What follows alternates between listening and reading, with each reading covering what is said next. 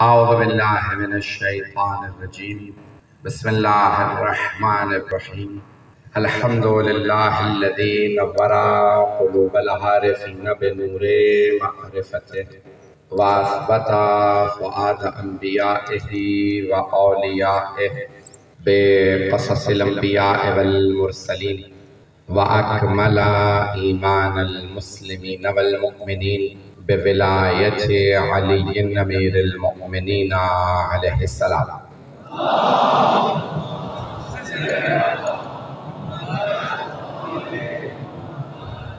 والصلاة والسلام والتحية والإكرام على أفضل الموجودات العبد المؤيد والرسول المسدد المصطفى الأمجد المحمود الأحمد، أعني أبا القاسم محمد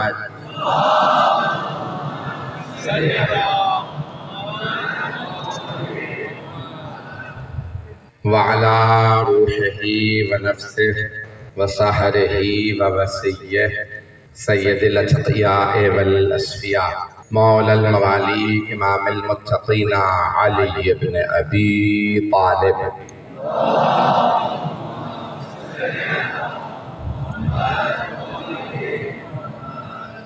وعلى أوصيائه لا سيما بقية الله في الأرضين روحي وأرواح العالمين لتراب مقدمه الفدا، واللعنة الدائمة على أعدائهم أجمعين من الآن إلى قيام يوم الدين. أما بعد، فقد قال الله الحكيم في كتابه الكريم: بسم الله الرحمن الرحيم. ومن يرغب عن ملة إبراهيم إلا من سفه نفسه ولقد اصطفيناه في الدنيا وإنه في الآخرة لمن الصالحين. إذ قال له ربه أسلم قال أسلمت لرب العالمين. ووصى بها إبراهيم بنيه ويعقوب: يا بني إن الله اصطفى لكم الدين فلا تموتن إلا وأنتم مسلمون. أم كنتم شهداء إذ حضر يعقوب الموت إذ قال لبنيه: ما تعبدون من بعدي؟ قالوا: نعبد إلهك وإله آبائك إبراهيم وإسماعيل وإسحاق إلها واحدا ونحن له مسلمون. صدق الله العلي العظيم. صلوات.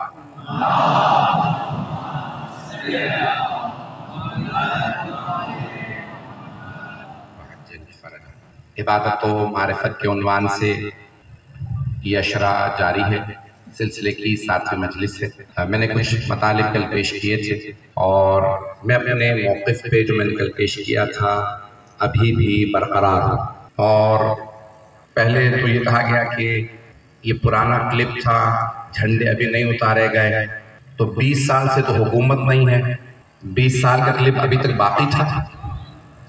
اچھا چلیں، 20 سال پرانا کلپ تھا تو اتنا ہمارا حافظہ کم کیوں ہو جاتا ہے؟ چہرے بدل جاتے ہیں، کردار نہیں بدلتے ہیں۔ چلیے گا میرے ساتھ؟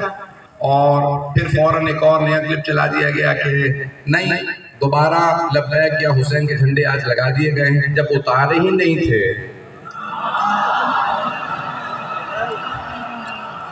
تو پھر لگا کیسے دیے؟ اچھا، پھر یاد رکھیے، اپنی طاقت کو کم نہ سمجھیں، اپنے نعروں کو کم نہ سمجھیں۔ میں نے کل کہا تھا آپ کے یہ جو نعرے ہیں ان کی آواز پورے پاکستان میں گونجتی ہے، پوری دنیا میں گونجتی ہے، پورے پاکستان میں بلکہ پوری دنیا میں دکھا دیجیے اگر کہیں طالبان کے خلاف کسی نے آواز بلند کی ہو جن کے خوف سے انہوں نے دوبارہ جھنڈے لگا دیے ہوں۔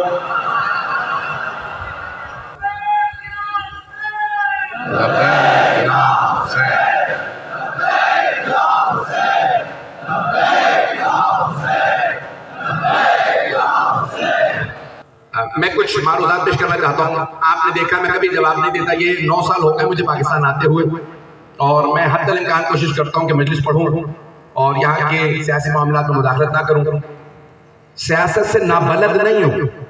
آج بہت سے ایسے پاکستان کے اندر افراد یہ سمجھتے ہیں کہ یہ سیاست وہی جانتے ہیں۔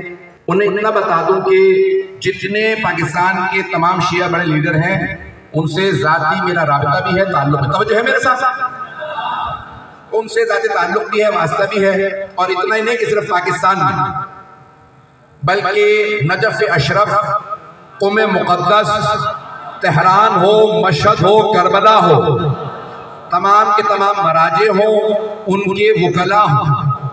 2011 سے یورپ کے مجلس علماء کا صدر ہوں۔ میں نے کبھی نہیں کہا لکھو میرے نام کے ساتھ صدر مجلس علماء شیعہ یورپ کے مومنین کا لیڈر، نہیں، کبھی نہیں بتایا۔ برطانیہ میں، یورپ میں تمام مراجعوں کے دفاتر کی میٹنگ ہوتی ہے تو مجھ حقیر کے بغیر نہیں چلتی، تمام جگہ بیٹھتا ہوں، مجھے میرے نام سے نجف قوم کے، تہران کے، کربلا کے، مشہد کے مراجع نام سے جانتے ہیں۔ اپنا نہیں بتا رہا ہوں، وہ افراد جو سمجھتے ہیں کہ وہ سیاست جانتے ہیں، اور بہت سے نوجوان بچے بعض کا 2 ادوار پروپیگنڈے کے دور تھے۔ ایک بنو امیہ کا دور تھا جہاں جناب امیر کے خلاف بہت زیادہ پروپیگنڈا ہوتا تھا، دوسرا آج سوشل میڈیا کا دور ہے، یہ مس انفارمیشن کا دور ہے۔ جتنا ہو سکے خود داخلی طور پہ شیعوں کو جتنا لڑوایا جا رہا ہے سوشل میڈیا کے ذریعے، میں نے ہمیشہ اس کے خلاف بولا کہ داخلی معاملات کو سوشل میڈیا پہ مت لانا، لیکن اپنی آواز کو کبھی بھی کم نہ سمجھیں۔ آپ یہ سمجھ رہے ہیں شہداء کربلا میں یہ مجلس ہو رہی ہے، مجھے پورے پاکستان سے میں بتا نہیں سکتا ہوں کن کے فون آ رہے ہیں کہ پورے پاکستان میں، پوری دنیا میں گونج ہے اس مجلس کی۔ یہ لاکھوں افراد زمین پہ بیٹھنے والے سیاستدانوں کی تقدیریں بدلتے ہیں۔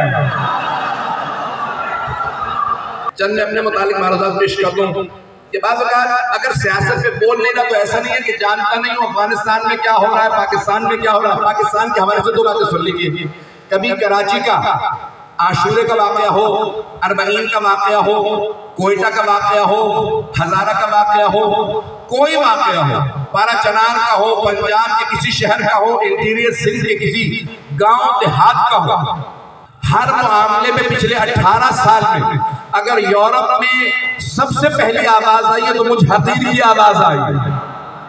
بحرین کا مسئلہ تھا، ان کے اپنے علماء امام عقبہ میں نہیں آتے تھے کہ شہنشاہیت بحرین کے بادشاہ کے خلاف بولنا مشکل ہے، ممبر پہ ہوں، ذمہ داری سے کہہ رہا ہوں، سوشل میڈیا پہ جا کے دیکھ لیجئے گا، ان کے علماء تقریریں نہیں کر رہے تھے، میں نے نام لے کے بحرین کے سفارت خانے کے سامنے سب سے پہلی تقریر امامے میں مجھ حقیر کی تھی۔ یمن میں جب آل سعود نے حملہ کیا تھا تو میں نے تقریر کی تھی، ویسے ہی آل سعود نے بین نہیں لگایا، امریکہ کے اندر ویسے نہیں روکا گیا، دنیا بھر کے اندر۔ آج کراچی کے اندر بہت سے بچے شاید سمجھتے نہیں ہیں کہ وہ کیا بول رہے ہیں۔ یہ جتنے افراد بیٹھے ہیں شیعہ قوم سے زیادہ شعور کسی کا بلند نہیں ہے۔ زبان خلق کو نقارہ خدا سمجھو۔ میں کبھی بھی کسی سیاسی معاملے میں نہیں بولتا۔ نائجیریا کے شیخ ابراہیم زکزکی کا معاملہ ہو، سب سے زیادہ دھرنے ہم نے دیے۔ جب برف پڑ رہی تھی سب سے پہلا دھرنا کوئٹہ کے لیے برطانیہ میں ہم نے دیا تھا۔ میں پورے پاکستان کے ہر شیعہ کی آواز ہوں، چاہے آپ آپس میں لڑیں۔ میں نے کل ایک جملہ کہا تھا، اس میں بات نہیں ہوں، اور اگر کبھی کوئی عالم کسی کو نہیں لڑواتا، ملا لڑواتے ہیں، چاہے ان کے ہوں چاہے اپنے ہوں۔ مجھے سنیے گا، میں جذبات نہیں بول رہا، بہت سوچ سمجھ کے پوری رات جاگا ہوں، آپ کو جملے پیش کر رہا ہوں۔ حکومتوں سے، حکومتی اداروں سے ملنے کا مخالف نہیں ہو، علماء ملتے ہیں، ملیں، حکومت سے بھی ملیں، حکومتی اداروں سے بھی ملیں۔ اگر آپ ملیں گے نہیں تو ہماری آواز کیسے پہنچائیں گے؟ لیکن قوم کے لیے ملیں، قوم کی بھلائی کے لیے ملیں، اہل بیت کی خاطر ملیں، ذاتی مفاد کے لیے نہیں، چاہے کوئی بھی ذاتی مفاد کے لیے ملے۔ میں نے کسی کا نام نہیں لیا، میں صرف اتنا کہنا چاہتا ہوں، میں تمام علماء کا احترام کرتا ہوں، تمام کے لیے آواز بلند کرتا ہوں، تمام کے لیے آواز بلند کرتا رہوں گا۔ پوری دنیا میں کسی بھی شیعہ پہ کوئی انگلی اٹھائے گا، کسی شکل میں ہو، کسی لباس میں ہو، جتنی لمبی داڑھی ہو، جتنا بڑا حافظ ہو، جتنے مرضی ماتھے پہ نشان ہو، جو ہاتھ اٹھے گا میں اس کے خلاف آواز اٹھاؤں گا۔ اگر آپ کہتے ہیں آپ تو لندن چلے جائیں گے، تو کیا پاکستانی سیاستدان لندن میں نہیں مارے گا؟ یا نہیں مارے گا سیاستدان پاکستانی؟ نہ میرے پاس گارڈ ہوتا ہے، میں خود اپنا ڈرائیور ہوں، میں خود گاڑی چلاتا ہوں لندن میں، پوری دنیا کی امیگریشن مجھے روک کے سوال کرتی ہے، خدا کی قسم کھل کے شیعہ ہو، کھل کے حسینی ہو، کھل کے شیعوں کا دفاع کرتا ہوں، اہل بیت کے دشمنوں پہ تبرہ کرتا ہوں۔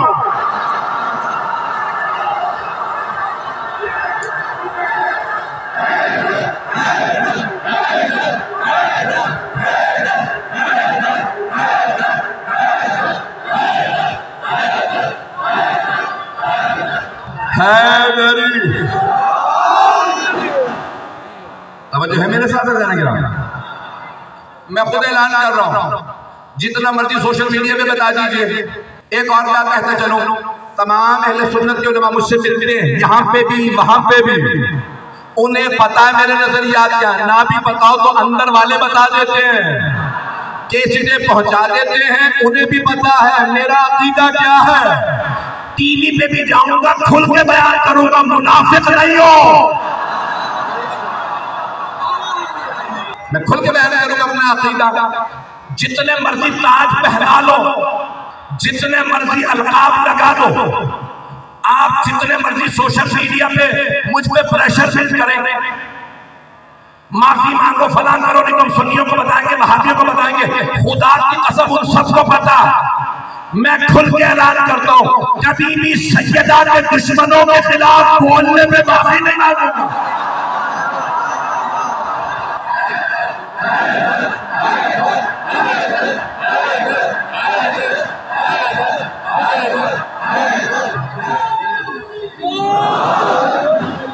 ایک جملہ پیش کر رہا ہوں، وہ اپنا کہتے ہیں لندن جا کے بیٹھ جاتے ہیں، آپ کی حفاظت ہے، خدا کی قسم سب سے زیادہ میری حفاظت کراچی ہی میں ہوتی ہے، میں نہیں کرتا نہ کہتا ہوں، یہاں کے لوگ کہتے ہیں ہم حفاظت کرتے ہیں، خدا کی قسم مجھے پرواہ نہیں کہیں پہ بھی جاؤں، کوئی بھی مجھ سے سوال کرے گا اپنا عقیدہ بتاؤں گا، اگر موقع ملا نا سولی چڑھاؤ، حضرت میثم تمار کا غلام ہو، سولی چڑھ جاؤں گا، علی پہ سمجھوتا نہیں کروں گا۔ توجہ ہے جانے گرام، اگر کسی بھی آدمی کو اس بات سے تکلیف ہے کہ میں کیا پڑھتا ہوں، تبرے کے نقطے ہوتے ہیں، تو مت آئیے، ایسی جگہ چالے جائیے کہ جہاں پہ آپ کی مرضی کی مجلس ہو رہی ہو، آپ کے دل کو سکون ملتا ہو، میں تو ایسے ہی کروں گا۔ اگر روز قیامت پولیس صراط میں جناب سیدہ کا جناب امیر کا کوئی دشمن آیا بھی، خدا کی قسم سیدہ کی قسم میں گریبان میں ہاتھ ڈال کے جہنم میں خود پھینکوں گا۔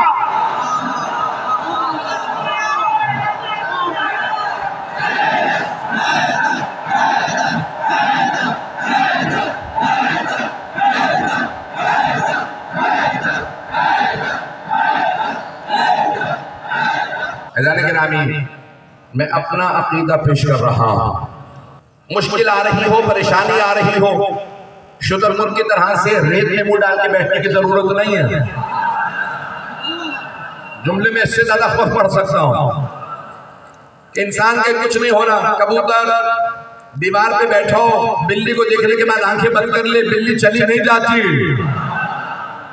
مجھے معلوم ہے بہت سے لوگوں کے لیے بڑے بڑے مسائل ہیں، آپ سے زیادہ مسائل میرے لیے ہیں، دنیا بھر کے ایجنسی نے انٹرویو لیے ہیں، یہ داڑھی ویسے ہی سفید نہیں ہوئی ہے، اسی سال میں نے کالی کی ہے، تم سمجھتے ہو تم نے بوڑھا کر لیا، دل میرا ابھی بھی حیدر کرار کے غلاموں والا، روک سکتے ہو تو روک لو، شہادت رکوا دے تو رکوا دے، علی رضا رضوی آپ نہیں رکے گا۔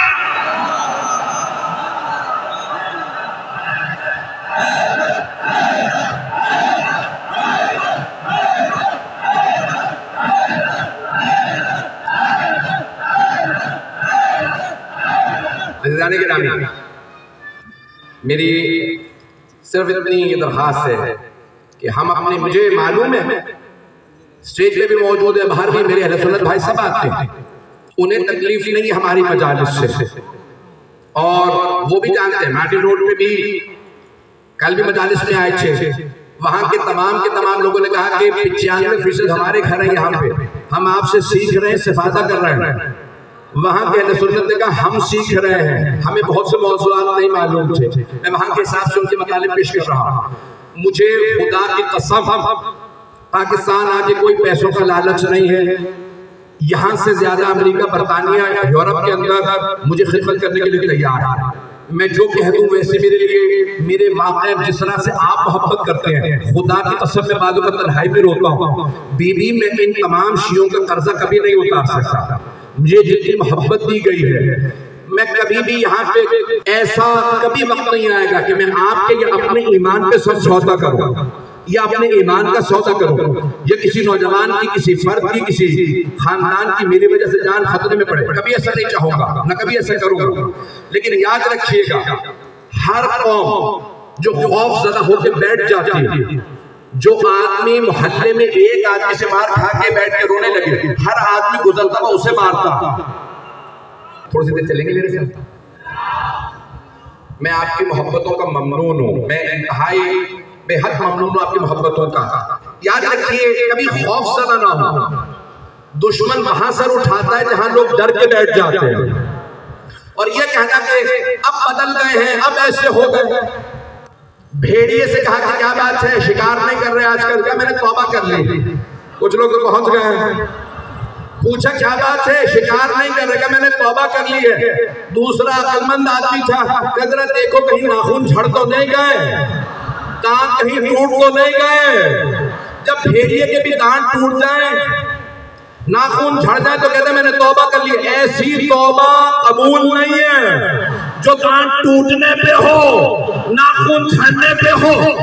کبھی بھی کوئی آدمی کہے کہ میں نے توبہ کر لی ہے، ایسی توبہ قبول نہیں ہے، چاہے دنیا کو کوئی بھی قاتل دہشت گرد ہے۔ ایک بات آخری جملہ کہہ کے پھر میں مجلس کو مکمل کروں گا، چلیے گا میرے ساتھ۔ میں جانتا ہوں میں نے بہت زیادہ آج پڑھ دیا، میں بالکل اس بات کی پرواہ کرتے ہوئے کہ میرا انجام کیا ہوگا جملے پیش کر رہا ہوں۔ کبھی بھی کسی دہشت گرد پہ، میں نے یونائیٹڈ نیشنز میں جنیوا میں سوئٹزرلینڈ میں جب تقریر دی تھی، 70 سے زیادہ ممالک موجود تھے اس پارلیمنٹ میں، میں نے امام مرتبہ کے ساتھ ہیومن رائٹس پر پاکستان کے معاملات میں تقریر دی تھی، پاکستان کی شیعہ ٹارگٹ کلنگ کے اوپر۔ تو سوال کیا تھا ایک خاتون صحافی نے کہ آپ نے کہا دہشت گردی ختم نہیں ہوگی، کیوں ختم نہیں ہوگی؟ تو میں نے کہا تھا جب تک کہ بڑے ممالک اچھے دہشت گرد، برے دہشت گرد، اچھے باغی، برے باغی تمیز کرتے رہیں گے نا، اپنے والوں کو دہشت گردوں کو اچھا کہتے رہیں گے، دوسروں کو برا۔ دہشت گرد ہوتا ہے، اچھا برا نہیں ہوتا، قاتل ہوتا ہے۔ جب وہ انسانیت کا خون بہا رہا ہے، انسانیت کا خون بہا رہا ہے، یہ نہیں دیکھنا چاہیے شیعوں کا خون بہا ہے تو اچھا اور دوسروں کا خون بہا ہے تو برا نہیں۔ دہشت گردی تب ختم ہوگی جب حکومتیں امتیاز برتنا بند کر دیں گی۔ امتیاز مت برتو، دہشت گرد جہاں پہ بھی ہو، دہشت گرد چاہے پاکستان میں ہو، چاہے افغانستان میں ہو، چاہے عراق میں ہو، شام میں ہو، فلسطین میں ہو، بحرین میں ہو، یمن میں ہو، دنیا کسی حصے میں دہشت گرد وہ دہشت گرد ہے۔ کبھی نہ کہو اچھے دہشت گردوں کو اسلحہ دیں گے، $2,000 دیں گے، کھانا پینا دیں گے، جب مر جائیں گے تو یتیموں کو پیسہ بھی دے گا۔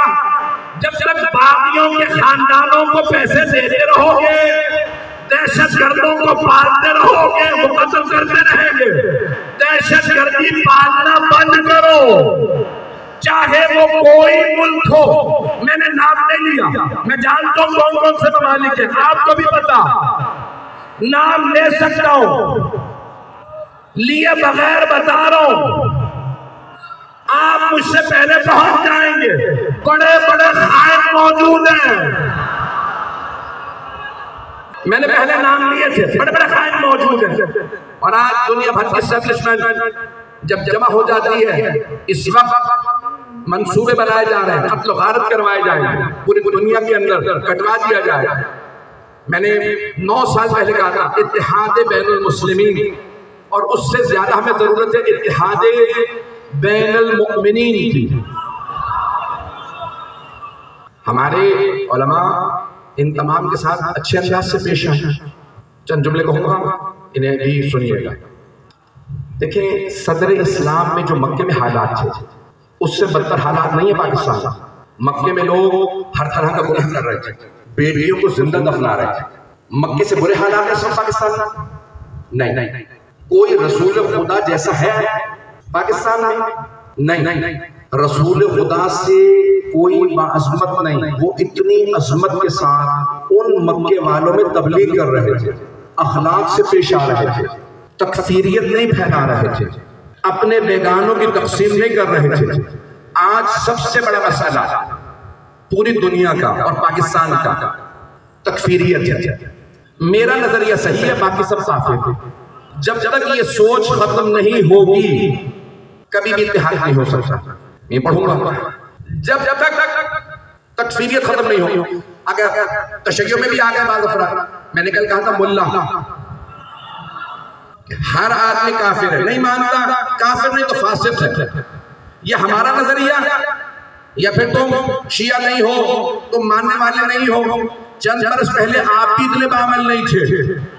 اگر کچھ سیکھ ہی لیا ہے تو سب لوگوں پہ کیوں مسلط کر رہے ہو؟ ایدانے گرامی، یہ زور زبردستی سے تحمیل کرنا، امپوز کرنا اپنے بات کو، یہ درست نہیں، یہ تکفیریت ہے۔ لا اکراہ فی الدین، دین میں جبر نہیں ہے، دین میں اکراہ نہیں ہے۔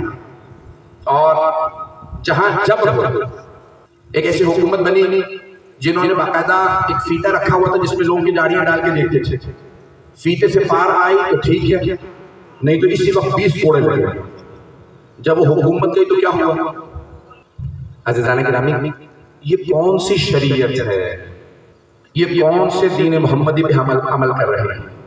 کہ اگر کوئی ہمارے راستے پہ نہیں، ہماری بات نہیں مانتا تو وہ کافر ہے۔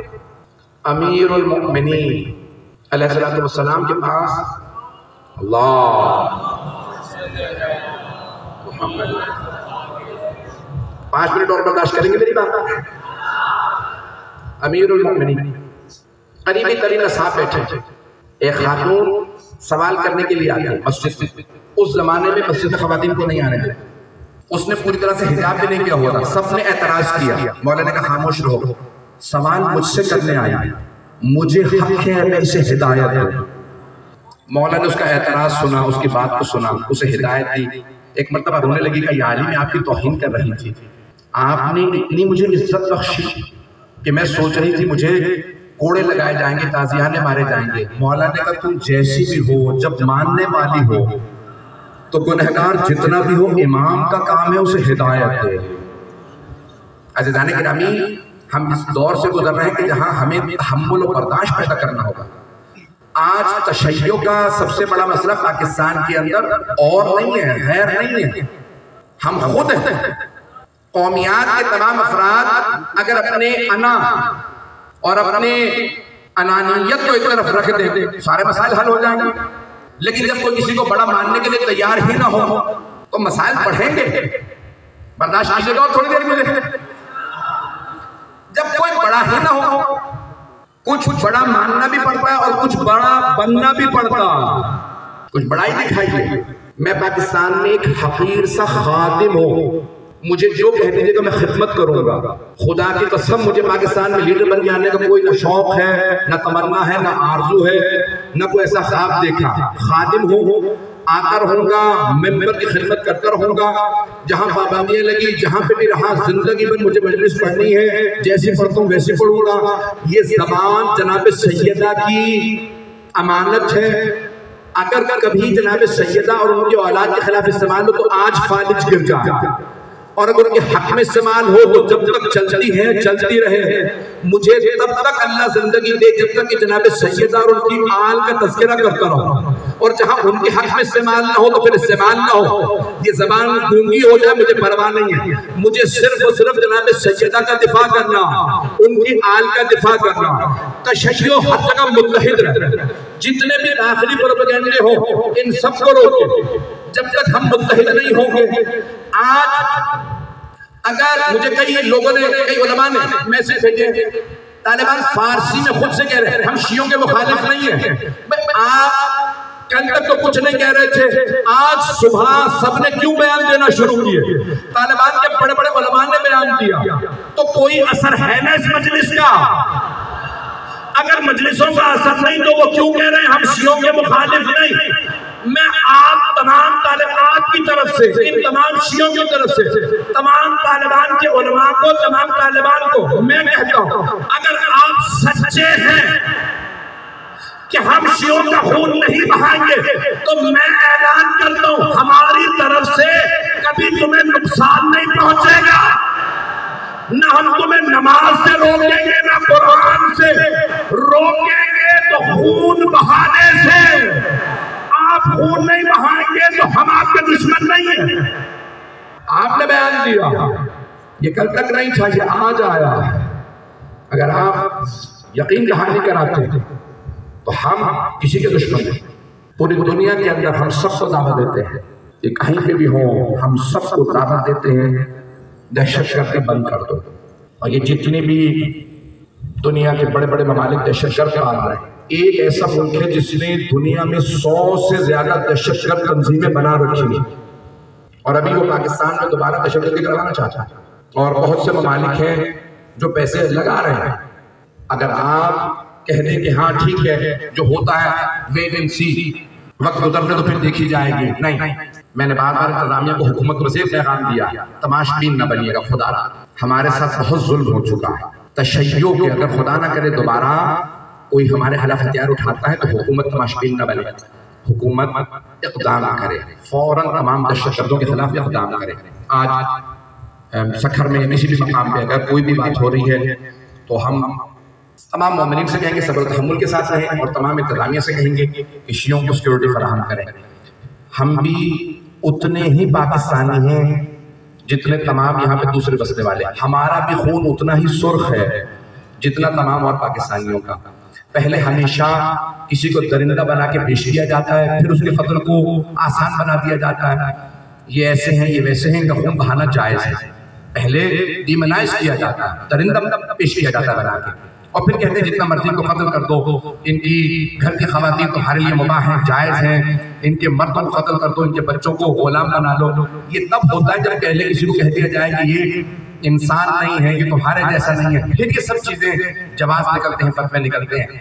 میں تمام کے تمام پاکستانیوں سے کہوں گا کہ متحد رہیے، اور دہشت گردی کے لیے کوئی بھی زمینہ فراہم کرنے کی ضرورت نہیں ہے، اور کسی بھی طرح کا کوئی بھی یہاں پہ دہشت گردی کا زمینہ فراہم کرے گا تو یہ جو آگ اگر لگی یہ پورے پاکستان کو ختم کر دے گی۔ میں صرف شیعوں کے لیے نہیں کہہ رہا، میں پورے پاکستان کے لیے کہہ رہا ہوں، دہشت گردی سب کے لیے نقصان دہ ہے۔ میں نے بہت زیادہ بول دیا، لیکن میں اپنے دل میں مطمئن ہوں، جتنا کہا ہے کسی بھی بات کو کہنے کے بعد میں ذمہ دار ہوں اپنی بات کا۔ آئیں 7 محرم ہو چکی ہے، پوری دنیا میں لوگ کہہ رہے ہیں کہ پانی بند کیا گیا ہے، اور سب سے زیادہ 7 محرم کی جو مجالس ذہن میں لے کے آیا تھا، میں نہیں پڑھ سکتا آج، کل کے مطالعے کو مکمل نہیں کر سکا۔ آج پوری دنیا میں حضرت قاسم کی زیارت کی شبی برآمد کی جاتی ہے۔ آج ایک مظلوم باپ کے مظلوم بیٹے کا پرسہ دینا، بس بھائی تھوڑی سی دیر کے لیے جو کچھ میں نے بولا اسے بھلا کے ذرا کربلا چلیے، بعد میں سوچئے گا۔ ابھی ذرا کربلا چلتے ہیں، وہاں خیام حسینی سے کچھ بچوں کے رونے کی آواز آ رہی ہے، اور بچے رو رو کے کہہ رہے ہیں العطاش العطاش، ہائے پیاس ہائے پیاس۔ عزیزان گرامی، عزاداران سید مظلوم، جب مولا حسن مجتبیٰ کو زہر دیا گیا تھا نا، تو مولا حسن مجتبیٰ کے کلیجے کے ٹکڑے نکل آئے تھے۔ تو آپ نے اپنے گھر کے خادم سے کہا میرے بھائی حسین کو بلا لاؤ، میرے بھائی عباس کو بلا لاؤ، میری بہنوں کو خبر کر دو میرا آخری وقت ہے۔ تو جب مولا حسین علیہ السلام آئے تو مولا رونے لگے، گریہ کرنے لگے۔ سید الشہداء کو دیکھنے کے بعد مولا حسن نے بس ایک جملہ فرمایا، میرے بھائی حسین یہ تشت چھپا دیجئے۔ بھیا یہ تشت کیوں چھپا دوں گا؟ میری بہنیں میرے جگر کے ٹکڑے نہ دیکھیں۔ اتنے میں بیویاں تشریف لے آئیں، اگر دیکھ سکے تو میری طرف دیکھیے گا۔ مولا حسین نے اپنے بھائی کو سہارا دیا اور ایک مرتبہ لٹا دیا۔ بھائی آپ کے سینے میں تکلیف ہے، آپ جانتے ہیں نا چھوٹے بچوں کو شوق ہوتا ہے باپ کے سینے پہ سونے کا۔ اتنے میں کہیں سے 1.5-2 برس کا بچہ کھیلتا ہوا آیا، مولا حسن کے سینے پہ لیٹ گیا۔ ایک مرتبہ جناب قاسم کی والدہ نے آواز دی، قاسم بابا کے سینے میں درد ہے، بابا کے سینے سے اتر جاؤ۔ جناب امام حسن مصطفیٰ علیہ السلام نے فرمایا، قاسم کی ماں قاسم کو میرے سینے پہ رہنے دو، جب قاسم میرے سینے سے لگتا ہے مجھے سکون ملتا ہے۔ میرا دل کہتا ہے مولا حسن میدان کربلا دیکھ رہے ہوں گے کہ ایک شہزادہ 13 برس کا پشت ذوالجناح سے زمین پہ آ رہا ہے اور گھوڑے اس کے لاشوں کو پامال کر رہے ہیں۔ اجرکم اللہ، اجرکم اللہ۔ بس ایک مرتبہ مولا حسن مجتبیٰ نے جناب قاسم کو سینے سے لگایا، پیار کیا اور ایک جملہ کہا جناب قاسم کی والدہ سے، اے قاسم کی والدہ جب میرا بیٹا قاسم نوجوان ہو اور بہت مصائب میں گھر جائے، پریشان ہو، تو میں ایک تعویذ لکھ رہا ہوں، قاسم کے دائیں بازو پہ باندھ دینا، جب قاسم پریشان ہو کہنا یہ تعویذ اتار کے پڑھ لے، اس تعویذ میں حل لکھا ہوگا۔ بس بے وقت گزرتا رہا، 28 رجب کو مدینے سے قافلہ چلنے لگا۔ جناب قاسم کی والدہ نے کہا، قاسم بیٹا میں کربلا ساتھ آؤں گی، بیٹا آپ کے مرحوم والد نے وصیت کی تھی، اے ام فروان جب میرا بھائی حسین کربلا جائے قاسم کو ضرور بھیج دینا، بیٹا میں آپ کی خاطر کربلا ساتھ آنا چاہتی ہوں۔ بس نہیں، شب عاشور آ گئی، جناب سید الشہداء شہداء کی فہرست پڑھنے لگے، ایک ایک شہید کو نام بتانے لگے، آپ کا بھی نام شہداء کی فہرست میں ہے، آپ کا بھی نام ہے، آپ کا بھی۔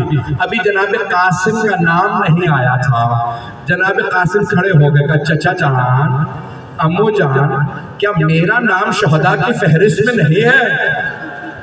جناب سید الشہداء نے ایک سوال کیا، قاسم کیف الموت عندک، آپ کے نزدیک موت کیسی ہے؟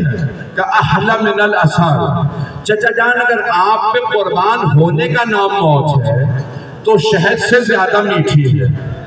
ایک مرتبہ مولا نے فرمایا، قاسم صرف آپ ہی کا نہیں، علی اصغر کا نام بھی شہداء کی فہرست میں۔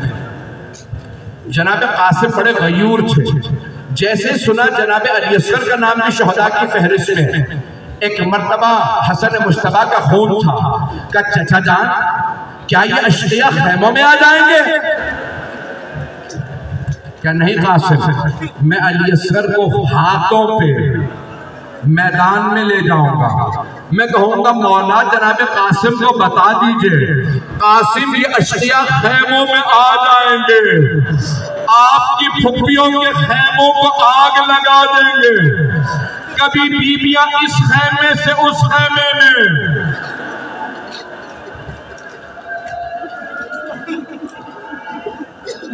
اجرکم اللہ، اجرکم اللہ۔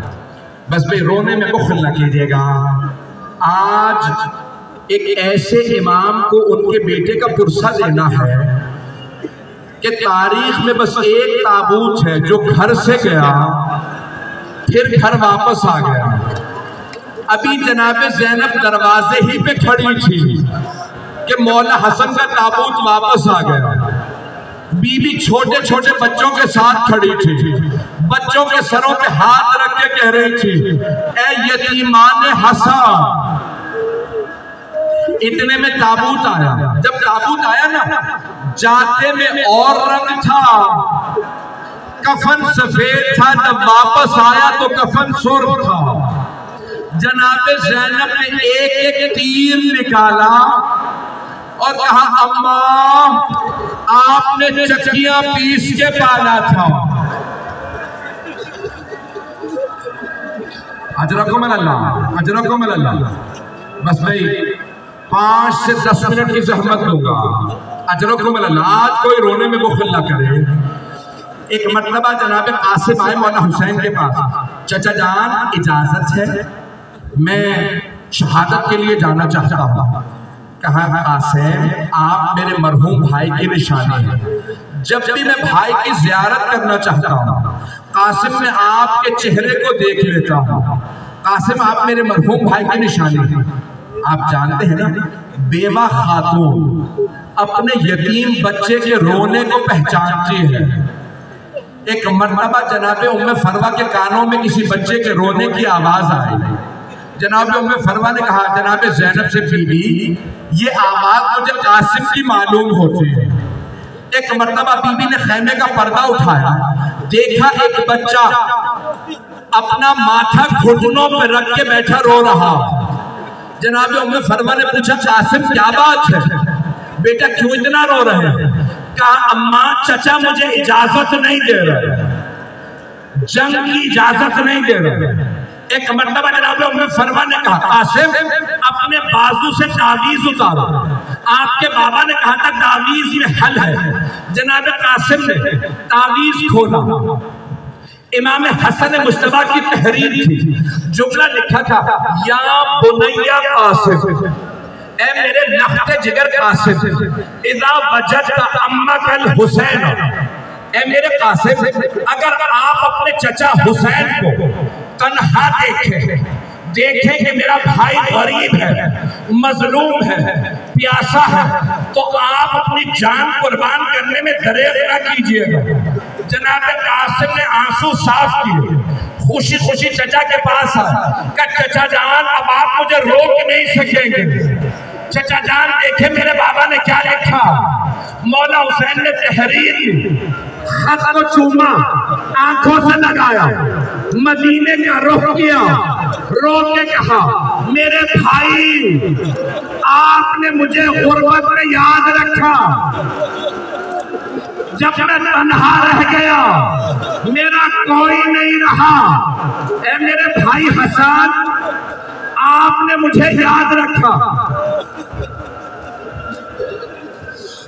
اجرکم اللہ, اجرکم اللہ. بس بھئی ایک مرتبہ اگر دیکھ سکتے میرے کو دیکھئے گا, مولا حسین نے جناب قاسم کو زرہ پہنائی. جناب قاسم بہت پتلے دبلے تھے. ایک مرتبہ زرہ پہنائی, زرہ پورے نہیں آئی. دوسری زرہ پہنائی, زرہ پورے نہیں آئی. جب تیسری زرہ پہنائی نا, جناب قاسم نے کہا چچا جان میں بغیر زرہ کے چلا جاؤں گا. چچا مجھے زرہ کی ضرورت نہیں ہے, میری طرف دیکھئے گا. جانتے ہیں زرہ کیوں پہنائی جاتی ہے؟ اگر کوئی تیر مارے, زرہ لوہے کی ہوتی ہے, زرہ پہ تیر رک جائے, کوئی نیزہ مارے زرہ پہ رک جائے, تلوار رک جائے, اور اگر کوئی زمین پہ گر جائے اور گھوڑے دوڑنے لگے تو زرہ پہ گھوڑے کے پاؤں رک جائے. مولا حسین سے ایک مرتبہ جناب قاسم نے فرمایا چچا جان مجھے زرہ کی ضرورت نہیں, مجھے ایسے ہی سوار کرا دیجئے. آخری جملے میں جب دیکھے گا مولا حسین نے جناب قاسم کو آغوش میں لیا, زلجنہ میں سوار کیا.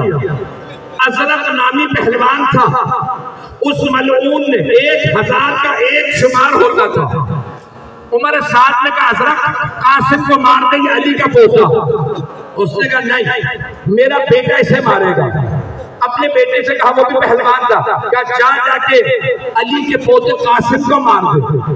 مولا حسین نے ہاتھ اٹھائے کہ پروردگارہ قاسم بھی آسرا ہے۔ ایک مرتبہ ازرق کا بیٹا آیا، جناب قاسم نے تلوار کھینچی، ہاتھ بلند کیا، کہا یا علی ادرکنی،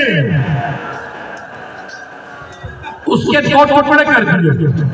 ازرق نے کہا دوسرے بیٹے سے حملہ کر، جناب قاسم نے اسے بھی پھر مار کیا۔ جب تینوں بیٹے مار دیے، اب ازرق نے کہا عمر سعد میں خود ماروں گا اس بچے کو۔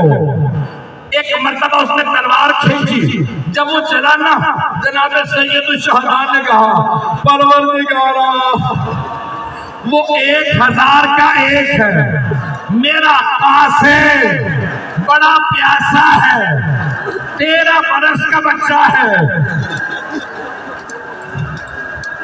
جیسے ہی ازرق آیا، جناب قاسم نے وار کیا، ازرق کا سر اتار دیا۔ عمر سعد نے کہا ساری فوج سے کہو مشرق کے گھوڑے مغرب دوڑا، مغرب کے گھوڑے مشرق دوڑا۔ گھوڑے دوڑنے لگے، ایک ملعون نے جناب قاسم کے سر پہ گرد مارا، دوسرے نے بازو پہ تلوار مارا۔ جناب قاسم نے کہا چچا جاؤ، میں زمین پہ گر گیا، میرے ہاتھ میں تلوار نہیں۔ 2 منٹ کیا اسے دیکھا جناب قاسم سراپا کا سراپا زمین پہ پامال ہو گیا تھا۔ ایک مرتبہ مولا نے ابا اتاری، زمین پہ بچھائی، لاشا جمع کیا۔ جناب قاسم کی والدہ نے کہا اے بی بی میرا 13 برس کا جوان ہے، حسین کانوں پہ گچھڑی لا رہا ہے۔ یا حسین، یا حسین، حسین میرے قاسم کی آتی ہے مہندی،